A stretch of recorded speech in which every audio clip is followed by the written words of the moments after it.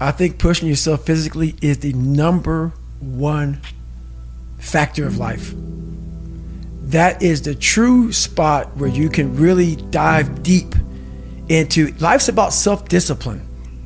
It is about self-discipline. We tend to do the things that are easy. And that is it builds no mental toughness. It builds no mental hardening. It builds nothing.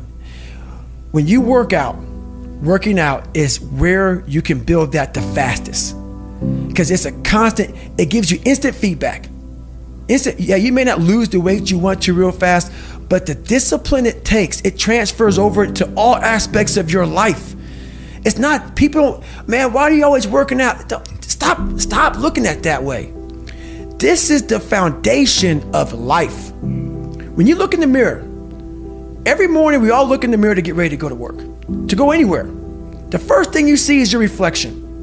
If you don't like what you see in the morning, you lost the war already. It's not about even liking what you see.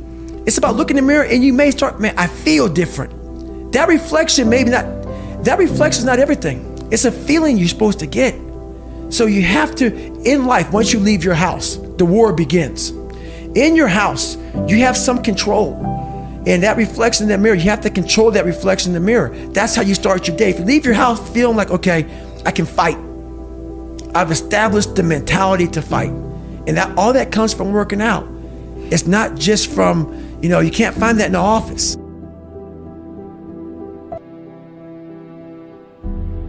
Well, my morning routine is every day I get up and run. Every single day. Because why? I hate that the most. So that is where we share that feeling. Yes, I hate that the most. So you have to do something that sucks every day. Because why? Once you overcome the suck, now you're powerful. You've overcome yourself already. So now you're ready to battle. I go to the gym about 4 times a week. But my biggest thing I do is my nighttime routine. I stretch out anywhere from 2 to 4 hours every night for the last 5. It used to be a lot longer than that. And I talk about in my book why I started doing this thing. But through my whole life, as you see, I was using my fight or flight muscle. I was under severe stress as a child, growing up, my job, whatever. A lot of stress. Just sitting down right now, we're all using our psoas muscle, your hip flexor muscle. And I'll give you a 2-second on that. That muscle attaches to your T12. And about 5 or 6 years ago, I got really, really sick. Doctors would give me all kind of hormones. Take this, take this, take this. And it's in the book real good, so I won't go deep into it now. But I laid back and I literally said, you know what, I'm dying. The doctors can't figure out what's wrong with me. My blood tests were coming back fine.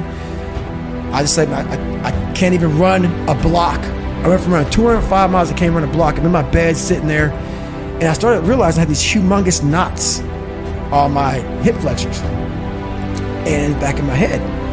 And I said, I'm just done. So I started slowly stretching out because I couldn't do anything. Over a period of a couple of years, I got off this medication, that medication. I was on like 15, I was on several medications, now I'm on one. And honestly, what I believe, no doctor has said this is what happened to me. I was literally so tight, I was cutting off blood supply in different places in my organs. The more it opened up my body. So now I went from running an 8:30 mile on a training run to now running a 7:15 to 7-minute mile on a training run at the same heart rate. And it's not because I'm training any different.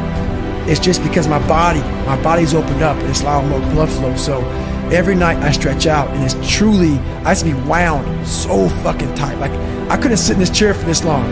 I'd be like, I gotta get out of here, man. We gotta go. It's totally changed my whole perspective of life. It's changed everything. So stretching out, yoga, all those things has put me in a whole different state of mind. And I'm the healthiest I've been in my entire life, mentally and physically.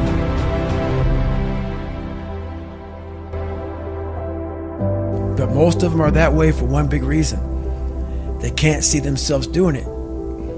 They can't see themselves doing it. It's one big reason. The other reason is, a lot of it is jealousy. When you set these humongous fucking goals and they see that you're getting at it, let's say, for instance, we have a family. Let's say we're all a big family here. All 3 of us, all 4 of us are a big family. And every fucking morning I'm getting up training for a 200-mile run. And you see me get up at 4 o'clock in the morning. And all you fuckers are sleeping. And by the time I get done running my 30, I come home just getting up. How are you gonna feel about yourself? A lot of times when you're an overachiever and you have people, that's what I talk about the mediocrity thing. A lot of our family members, a lot of our friends, they're mediocre. There's always those couple of guys who are uncommon, who want to be better. But you make that mediocre motherfucker feel like shit. Yeah. Whether it's your mom, your dad, whoever. You make him feel horrible. I've been there. I'm speaking from experience. When you get somebody around you, man, who's trying to be better and you don't have the drive that they have, it's a constant reminder of how fucked up you are. You have to know that that's what it is. Anybody in your course not saying, man, get after it, brother, I'm so proud of you, they have a problem with themselves. Because all you're trying to do is achieve more. If that's a problem for somebody, you have to look at them and say, man, you really have a fucking problem with yourself, huh? It's much deeper than what you think. Right. It lies deep in your soul. How I was able to fix myself was I saw how ugly I was towards other people who were great. I was able to look back and say, man, you don't hate that motherfucker for any reason because he's great. And you're lazy. You're lazy. He makes you feel like shit every single day. That's where it comes from. You gotta know, you have to know where shit comes from to be able to solve it.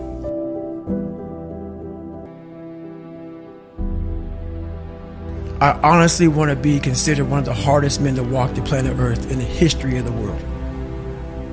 And what I mean by hard, I'm not talking about the guy who does the most pull-ups, the most sit-ups, runs the most. Just a person who's able to overcome any adversity in front of him, to figure out a way.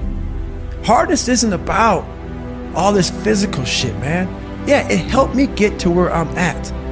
But all I was doing in the whole process, the process wasn't to be ripped.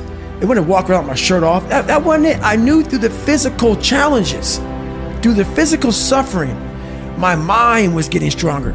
I was literally doing that for a reason. I had a weak mind. All the rest just happened to come with it.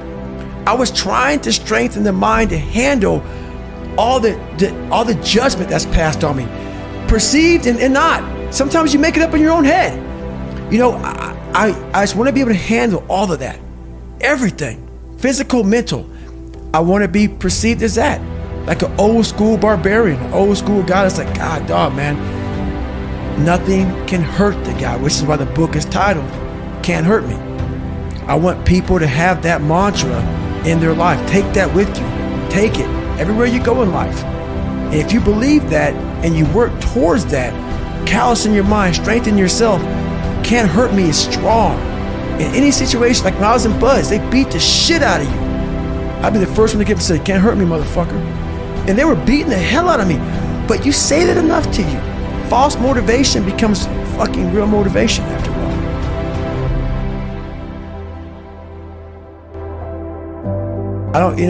I'm here to help you.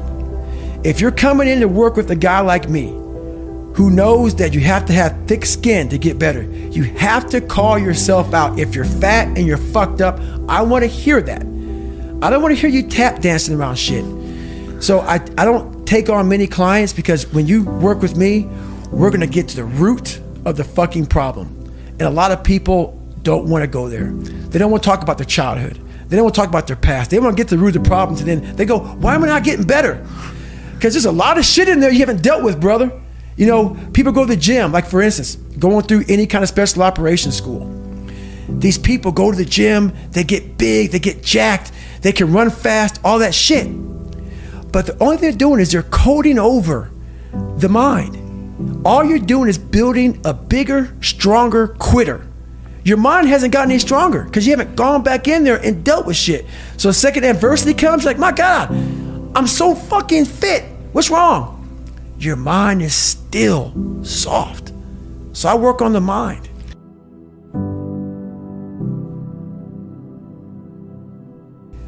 I had to mature a lot. Not everybody's David Goggins. It's hard for me to respect people who are able to come into that world and leave. Sure. This is a fucking lifestyle, man. And people wonder, why am I not achieving more? It's because all of us, once we achieve something, we celebrate for a long years fucking time. And we wonder, why don't I have drive anymore? Where's it all at? If you don't develop a routine of suffering. And suffering is not like go out and kill yourself every day. It's being uncomfortable. Yeah. That keeps you hungry every day. If you live in your victories for so long and say, I'm going to go challenge myself for 30 days or for 2 weeks or run this one marathon. And it ends, I did one marathon. Okay? That's why it leaves you. It leaves you because you haven't set up the next obstacle. Obstacles is how you grow. You must continue to have friction. Friction is where growth is at. With no friction, there's no growth.